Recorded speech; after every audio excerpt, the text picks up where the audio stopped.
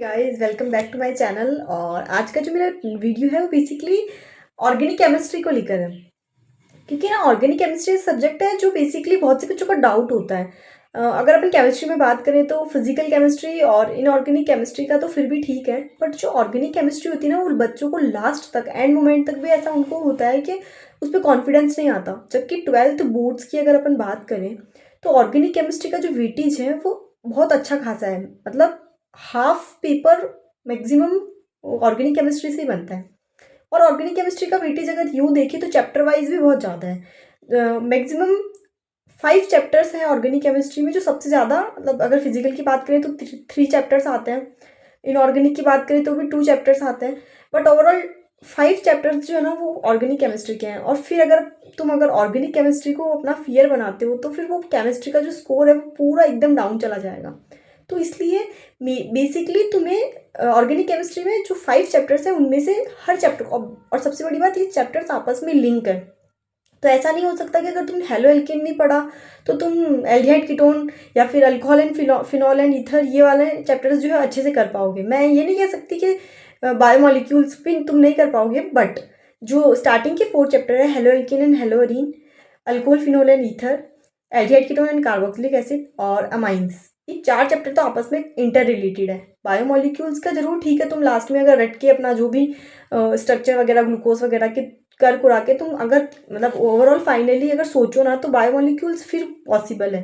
But इनके बिना करना, अगर तुमने फर्स्ट चैप्टर जो है मतलब ऑर्गेनिक केमिस्ट्री का हेलो एल्केन्स वगैरह को अगर अपना स्ट्रॉन्ग नहीं किया ना स्टार्टिंग के चैप्टर, तो फिर एल्डिहाइड कीटोन वगैरह जो इंपॉर्टेंट चैप्टर है जिसका सबसे ज़्यादा वेटेज है, तो फिर तुम्हारा वो चैप्टर बहुत एकदम बिगड़ जाएगा इन द सेंस, क्योंकि इसमें तो जो रिएक्शंस है वो थोड़ी उसके कंपैरिजन में थोड़ी कॉम्प्लेक्स भी है। तो गाइस तुम्हें जितना हो सके यही ध्यान देना है कि अपने ऑर्गेनिक केमिस्ट्री को अगर तुम चाहते हो कि तुम्हारी केमिस्ट्री के अंदर तुम एक अच्छा स्कोर करो, तो तुम्हें कहीं ना कहीं एक अच्छे लेवल पे अपनी ऑर्गेनिक केमिस्ट्री को लेके आना पड़ेगा। Otherwise it is not possible to score much good marks. Because क्योंकि जब किसी पेपर में 70 मार्क्स के पेपर में अप्रॉक्स 35 मार्क्स का अगर किसी मतलब सब्जेक्ट का वेटेज होता है, मतलब किसी पर्टिकुलर पार्ट का वेटेज है, अगर जैसे ऑर्गेनिक केमिस्ट्री की बात करें, तो फिर ये तो पॉसिबल नहीं है ना कि अगर तुम उसको इग्नोर करके और फिर बाद जो बचा हुआ पार्ट है उसको करो और फिर बाद में तुम्हारा स्कोर अच्छा आ जाए। जबकि ऐसा कुछ भी नहीं है ऑर्गेनिक केमिस्ट्री के अंदर। इफ़ यू वांट कि मुझे स्कोर करना है अच्छा ऑर्गेनिक केमिस्ट्री में, तो तुम्हें मैं बताती हूँ तो हाँ, तो तुम्हें मैं बताती हूँ फिर तो एकदम स्मूथली तुम आराम से स्कोर कर सकते हो। अगर 35 मार्क्स का वेटेज है तो तुम एटलीस्ट 25 तो लेके आ ही सकते हो, अगर तुमने अभी तक कुछ भी नहीं पढ़ा है तो। अदरवाइज तुमने पढ़ रखा है अभी तक, वैसे सबने पढ़ ही रखा होगा कुछ ना कुछ तो अगर तुमने बहुत कुछ पढ़ रखा है तो आराम से तुम 35 में से अगर 35 मार्क्स का वेटेज आता है तो तुम 32-33 मार्क्स तक भी लेके आ सकते हो। क्योंकि अगर लास्ट मोमेंट पे अगर तुमने अभी कुछ भी नहीं किया तो ये थोड़ी ना है कि अब भी तुम एकदम मैकेनिज्म अप्रोच से क्वेश्चंस को करने की कोशिश करोगे। अब तो तुम्हें फाइनली जितना हो सके जो नेमिंग रिएक्शंस है उसको रटना, और अदर देन जो नेमिंग रिएक्शंस जो क्वेश्चंस की प्रैक्टिस करके तुम अपने आप को कॉन्फिडेंस दे सकते हो, तो वो क्वेश्चंस की प्रैक्टिस करना। फर्स्ट ऑफ ऑल मैं ऑर्गेनिक केमिस्ट्री को अगर लेके एक स्ट्रेटजी वाइज तुम्हें बताऊं तो तुम क्या कर सकते हो। स्टार्टिंग में तुम्हें हेलो एल्केन से ही स्टार्ट करना है। देन उसके बाद हेलो एल्केन्स में तुमने कर ही रखा होगा ओवरऑल। अगर तुमने पढ़ रखा है एक बार तो तुम रिवाइज करो। अगर तुम्हें वन शॉट से रिवाइज करना अच्छा लगता है तो तुम वन शॉट का यूज़ लो। यूट्यूब पे कोई सा भी वन शॉट जो तुम्हें लेस टाइम में कुछ ज़्यादा एफिशिएंट लगता हो, उस वन शॉट का यूज़ लेके तुम अपना चैप्टर अगर तुमने पढ़ रखा है तो वन टाइम कहीं से भी, चाहे ऑनलाइन बैच या फिर तुम्हारी कोचिंग इंस्टीट्यूट पे वगैरह में कहीं से भी, तो तुम स्टार्ट करो उसको रिवीजन करो। मतलब किसी भी तरीके से, चाहे तुम अपने आप से रिवीजन करना चाहते हो या फिर कुछ समरी वगैरह पढ़ के या फिर कोई वन शॉट से कहीं से भी वो रिवीजन करो। देन उसके बाद क्वेश्चन पे, क्योंकि तुम्हारा जो फोकस है वो मेनली क्वेश्चंस प्रैक्टिस करना होना चाहिए। क्योंकि जितना क्वेश्चन प्रैक्टिस कॉन्फिडेंस देता है उतना ही थ्योरी पढ़ना वगैरह वो नहीं देता। अगर तुम क्वेश्चन प्रैक्टिस अच्छे से करते हो तो वो थ्योरी भी तुम्हारी साथ में कवर हो जाती है। तो इसलिए मेनली फोकस ये नहीं कि पूरे पूरे एक दिन हेलो एल्केन्स को लेके बैठ गए और उसकी फिर थ्योरी पढ़ रहे हैं, ऐसे नहीं होता, ऐसे काम चलेगा भी नहीं अब। तो इसलिए गाइस मान सकते हो कि तुम्हें केमिस्ट्री के पेपर में अच्छी छुट्टियां मिली है, गैप है शायद 7 डेज़ का अप्रॉक्स, बट उसका मतलब ये नहीं कि तुम्हें पहले कुछ भी नहीं पढ़ रखा और सब कुछ तुम उसी टाइम पढ़ो। जिस पेपर में जितना ज़्यादा गैप होता है ना, अपन उसमें उतना ही ज़्यादा लापरवाही करते हैं। तो इसलिए गाइस मेरा मेनली तुम्हारे को कहना यही है कि जो ऑर्गेनिक केमिस्ट्री है उसको अपना स्ट्रॉन्ग करो, और उसका वे मैं तुम्हें बता ही रही हूँ। सबसे पहले ऑर्गेनिक केमिस्ट्री में जैसे हेलो एल्केन्स तुमने लिया, उसकी स्टार्टिंग में एक बार वन शॉट से या फिर कहीं से भी जो तुम्हें बेटर लगे वहाँ से रिवीजन किया। उसमें सारी नेमिंग रिएक्शन सबसे बेस्ट मैं जो अपना आइडिया बताती हूँ ना, वो है तुम्हारे खुद के शॉर्ट नोट्स, जो क्योंकि तुम कहीं से भी देख के मतलब ठीक है पीडीएफ से पढ़ रहे हैं वगैरह, उसका कोई मतलब नहीं है गाइज। क्योंकि जब तक अपन खुद अपने हाथ से नहीं लिखते ना कोई भी चीज़, मेरे ओपिनियन में तो ये चीज़ फिर तो तुम्हारे को समझ नहीं आ सकता। क्योंकि मेरे अकॉर्डिंग ये है कि अगर जब तक कोई चीज़ अपन अपने हाथ से नहीं लिखते तब तक वो अपने दिमाग में रिटेन नहीं होती है। तो अगर तुम्हें रिटेन करनी है अच्छे से, तो अगर तुम सिर्फ रटने के बेसिस पे भी ऑर्गेनिक केमिस्ट्री अच्छे से करके जाओ ना, तो तुम काफ़ी अच्छा स्कोर कर सकते हो। तो इसलिए गाइज तुम्हें क्या करना है, क्वेश्चन प्रैक्टिस जैसे हेलो एल्केन्स पढ़ा, उसकी समरी पढ़ी, नेमिंग रिएक्शंस का अपना फ्लो चार्ट वगैरह या फिर कुछ भी शॉर्ट नोट वगैरह बनाया। देन उसके बाद तुम्हें स्विच करना है क्वेश्चन प्रैक्टिस पे। क्वेश्चन प्रैक्टिस करी, जितना हो सके मैक्सिमम क्वेश्चन प्रैक्टिस कर लो, एटलीस्ट 5 या 7 या 8 ईयर्स के।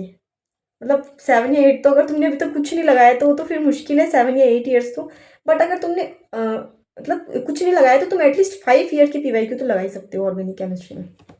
क्योंकि अगर उतना नहीं लगाया ना तो फिर कॉन्फिडेंस नहीं आएगा। बेसिकली ये जो रिसेंट ईयर है 23, 24, 25 उनका तो देखना ही है, पर अगर तुम ये कंप्लीट कर लेते हो तो तुम्हें बैक भी जाना है। उससे तुम्हारे को क्या मतलब ऐसा होगा कि हाँ यार पिछले 5 सालों के सारे क्वेश्चंस मुझसे बन रहे हैं, तो अपने आप कॉन्फिडेंस आने लग जाएगा। तो गाइज तुम्हें यही करना है, स्टार्टिंग में क्वेश्चन प्रैक्टिस करी और जितना हो सके क्वेश्चन प्रैक्टिस पे ध्यान दो। क्वेश्चन प्रैक्टिस करी हेलो एल्केन्स की, देन उसके बाद अगर तुम टेस्ट देना चाहते हो, वैसे एक चैप्टर का टेस्ट देने का कोई सेंस नहीं बनता क्योंकि अभी टाइम बहुत कम बचा है। अगर अगर तुम यहाँ इसी टाइम पे भी सितंबर या फिर अक्टूबर या फिर कहीं ना कहीं अगस्त में बैठे होते तो मैं तुम्हें कहती कि तुमने हेलो एल्केन पढ़ लिया, तब तुम उसके क्वेश्चन प्रैक्टिस करो और देन उसका टेस्ट दे लो। तो अभी वो टाइम नहीं है, अभी तुमने उस पर कॉन्फिडेंस क्वेश्चन प्रैक्टिस करके एनहेंस किया अपना। देन उसके बाद तुम स्विच कर जाओ नेक्स्ट चैप्टर पे, जो कि है अल्कोहल, फिनोल एंड ईथर। और जितना मेरा सजेशन है, जितना हो सके ऑर्गेनिक केमिस्ट्री में सीरीज वाइज ही चलना, सीक्वेंस वाइज। अदरवाइज अगर तुमने पहले ही एल्डिहाइड कीटोन ले लिया कि भाई सब कहते हैं एल्डिहाइड कीटोन बड़ा है तो मैं पहले एल्डिहाइड कीटोन निपटा लेता हूँ, या फिर है ना अमाइंस छोटा है तो अमाइंस पहले कर लेता हूँ। Guys it is not possible कि तुम अमाइंस कर लो और तुम्हें कुछ भी समझ में नहीं आता हो कि ना ऑर्गेनिक। एटलीस्ट तुम हेलो एल्केन्स में पढ़ोगे तो ये तो तुम्हें पता पड़ेगा ना हेलो एल्केन्स क्या होता है, हेलो एरेन्स क्या होता है। तो इसलिए गाइज तुम्हें क्या करना है, सबसे पहले स्टार्टिंग से सीक्वेंस वाइज स्टार्ट करना है। देन जो मैंने अभी बताया तुम्हें क्वेश्चन प्रैक्टिस करना, समरी करना। क्वेश्चन प्रैक्टिस के बाद जितना हो सके पीवाईक्यूज लगाना, देन सैम्पल पेपर्स भी लगाने हैं तुम्हें। तो अगर अभी तक सफिशिएंट अमाउंट ऑफ पीवाईक्यू लगा रखे हैं ना, तो तुम सैम्पल पेपर पर स्विच कर जाओ। बट अदरवाइज तुमने अगर कोई भी चैप्टर पे अगर तुम्हारा कॉन्फिडेंस नहीं है ना, तो तुम चैप्टर वाइज पीवाईक्यू लगाओ, क्योंकि अभी थोड़ा टाइम है उस चीज़ को लेकर। क्योंकि 7 डेज जो वो मिलेंगे तुम्हें एग्ज़ाम के पहले, उसमें भी तुम अपना चाहो तो बहुत या 3 या 4 तो पेपर लगा के जा ही सकते हो सैम्पल पेपर। बट अदरवाइज अगर तुमने अभी से अगर चैप्टर को एक अच्छे लेवल पे कॉन्फिडेंस नहीं बिल्ड किया ना, तो फिर तुम्हें बाद में सैम्पल पेपर लगाने का टाइम भी नहीं मिलेगा। क्योंकि उन 7 दिनों में तो तुम सिर्फ पढ़ने में रह जाओगे कि कौन कौन सी नेमिंग रिएक्शंस थी, कौन कौन से क्वेश्चंस थे, कैसे कैसे पैटर्न पे आ रहे हैं, तो तुम्हें एनालाइज नहीं कर पाओगे तुम अच्छे से। तो ओवरऑल तुम्हें क्या करना है, जितना भी हो सके सारे चैप्टर्स के अगर तुमने अभी तो कुछ भी नहीं किया ना, तो उस अकॉर्डिंग मैं बता रही हूँ 25 ईयर्स के तो मेरा खैर सजेशन है ही सही। बट अगर फिर भी तुमने 1 साल के भी पीवाईक्यू नहीं लगाए, सिर्फ चैप्टर के पढ़ रखे हैं एक बार ही हवा में, तो 23, 24 और 25 इन तीन सालों की पीवाईक्यू तो स्टार्टिंग से स्टार्ट कर ही दो, जिससे तुम्हारा, और इसमें सारे सेट्स आ गए, जितने भी set A, set B, set C जितने भी होते हैं उन सब सेट्स के, ताकि मतलब कंप्लीटली अगर एक ईयर की करते हो तो उसमें सारे सेट के कंप्लीट कर लोगे ना, तो सारे क्वेश्चंस हो जाएंगे। वैसे इतने डिफर नहीं होते, सारे सेट्स के पेपर्स अप्रॉक्स इक्वली होते हैं, क्वेश्चंस थोड़े बहुत ऊपर नीचे होते हैं।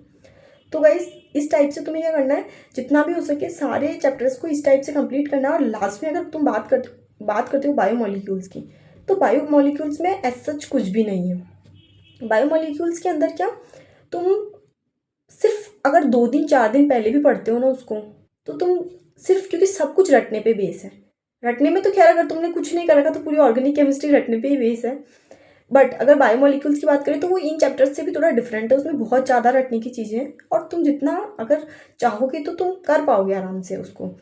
तो बायोमोलिक्यूल्स की इतनी चिंता नहीं करनी है। मेनली जो तुम्हारा फोकस होना चाहिए वो होना चाहिए जैसे अल्डिहाइड कीटोन पे, क्योंकि aldehyde ketone and carboxylic acid ऐसा चैप्टर है जिसमें नीमिंग रिएक्शंस भी ज़्यादा है, उसका वेटेज भी ज़्यादा है और वहाँ से क्वेश्चंस बनते भी अच्छे हैं। और फिर वे उनमें 5 मार्क्स में जैसे अमाइंस वगैरह के क्वेश्चन जो होते हैं ना, 5 मार्क्स में बड़ी बड़ी रिएक्शंस आ जाती है।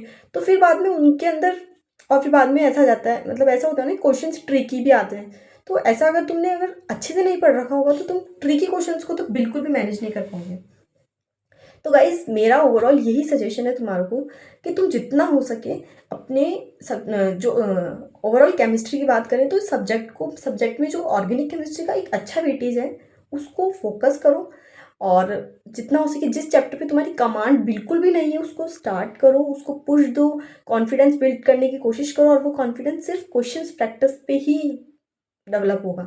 बाकी अगर तुमने क्वेश्चन प्रैक्टिस नहीं करी, अगर तुम बार बार उसकी थ्योरी पढ़ने बैठ जाते हो और ओवरऑल क्वेश्चन में थ्योरी ही आएगी, तुम कहीं ना कहीं रिलेट कर पाओगे आराम से, तुम्हें आंसर्स वगैरह तुम ऐसा लगेगा कि हाँ यार चैप्टर रिवाइज हो रहा है।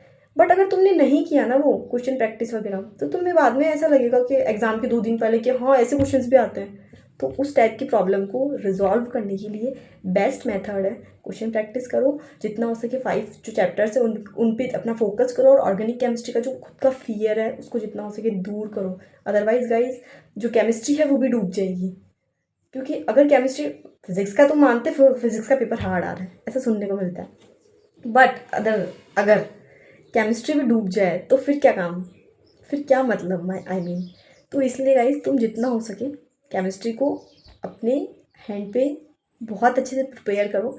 और मेरा सजेशन यही है कि जैसे केमिस्ट्री में भी ऑर्गेनिक केमिस्ट्री का जिसका इतना अच्छा वेटेज और तुम स्कोर आसानी से कर सकते हो उसके अंदर, तो उसको टाइम दो जितना हो सके और अपना टाइम अपने आप मैनेज करो, क्योंकि अब तो एकदम जितना हो सके पूरा टाइम देना है। टाइम एग्ज़ाम का मेन टाइम जो है वो पीक टाइम अभी यही है।